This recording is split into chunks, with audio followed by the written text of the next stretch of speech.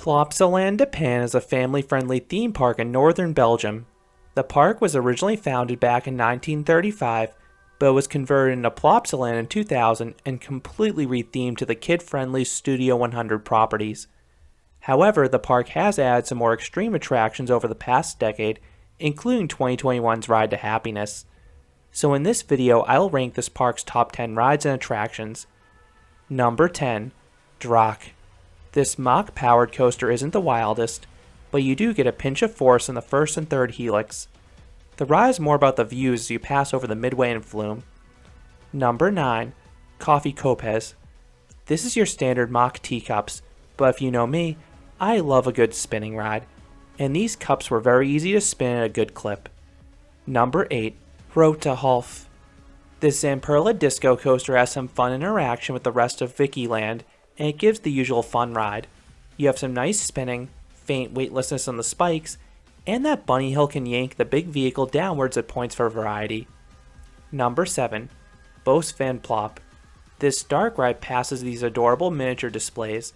It was a charming aesthetic. The ride is quite long, but it is pretty slow paced and not nearly as engaging as modern dark rides. Number 6. Super Splash. Is this a credit or not? Whatever you decide, this mock water ride is fun. You enter an elevator that spins and raises you atop a tower. You then have a decent plunge, followed by a bunny hill with some floater airtime. After a refreshing splash, you then slowly float back to the station. It's a simple layout, but it's better than your average flume. Number 5. Knocked Walked Flyer.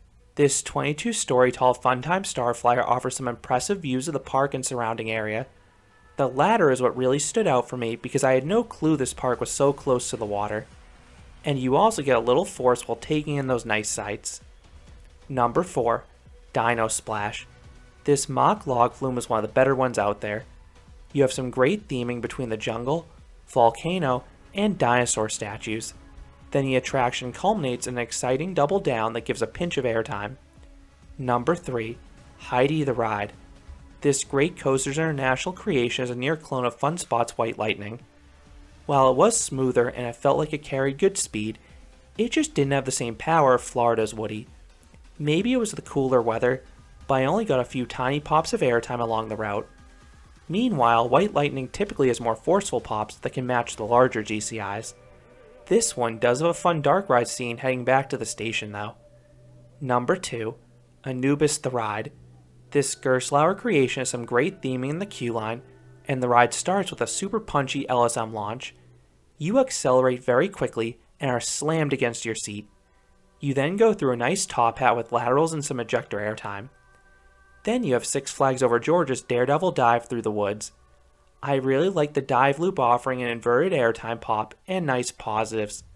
Then the final inline twist has incredible hang time. There are a few elements towards the middle that don't do too much for me, but the ride manages to be quite smooth even with the over-the-shoulder restraints. And I have a whole review in this coaster if you want to hear more. And coming in, number 1 is Ride to Happiness. Was there any question which ride would top this list? Ride to Happiness is one of the best coasters in all of Europe. This ride unlocked the full potential of the mock extreme spinner. You have 5 of the greatest inversions in the world.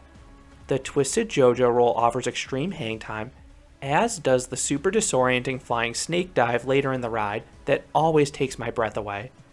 Then the banana roll and vertical loop will mess with your sense of direction as you spin throughout them. Then you have some great airtime too. The broken up top hat and final hills deliver some powerful ejector airtime, and then there are a few other solid hills scattered about as well. And while mocks typically aren't known for their launches, the ones in this coaster are notable because you get centripetal forces while spinning throughout them. The layout is quite good on its own, but you have some electric theming and an incredible soundtrack to heighten the overall experience. This coaster is an absolute must for thrill seekers, and I talk about it more in its own review. So those are the top 10 rides and attractions of Plopsaland de Panne. What are your thoughts on this Belgian park's ride lineup? Let me know down in the comments. If you enjoyed this countdown, I'd appreciate it if you gave this video a like, and you considered subscribing, because there'll be a lot more roller coaster and amusement park videos here at Canopy Coaster. Thanks for watching.